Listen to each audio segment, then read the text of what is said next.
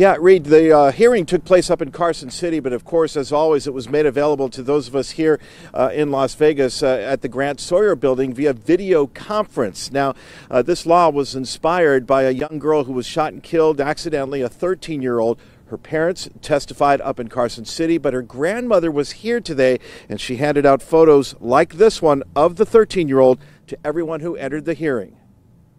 But kids are killed daily by their siblings, friends, cousins, and friends. The arguments in favor were heartfelt. AB 153, inspired by Las Vegas parents Darchel and Jacob Mohler, and written by Democrat Assemblyman Ozzie Fumo. Basically, the person has to know, or have reason to know, that a child may obtain the negligently stored firearm. The Mohlers lost their 13-year-old daughter, Brittney, when she was accidentally shot and killed by her friend.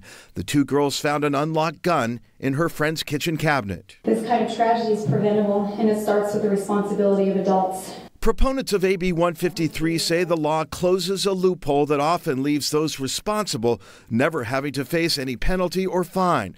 Now they'd be charged with a misdemeanor for a first offense. Look, when somebody runs into somebody on the street because they're drunk, they are held responsibility because of a decision that they made.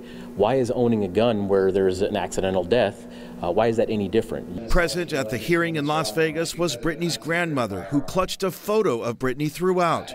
Also present were several opponents who wouldn't speak to the media but did argue before lawmakers. The rest of us do have a responsibility, and I am a responsible gun owner. Ultimately, they say child endangerment laws already exist, and the language of this bill places unfair restrictions on gun owners, specifically those living in rural Nevada. So if it passes, we mentioned a first offense would be considered a misdemeanor. If there's a second offense, that would be considered a felony. It would be punishable by potentially jail time and up to a $5,000 fine. I'm Gerard Ramallo reporting News 3.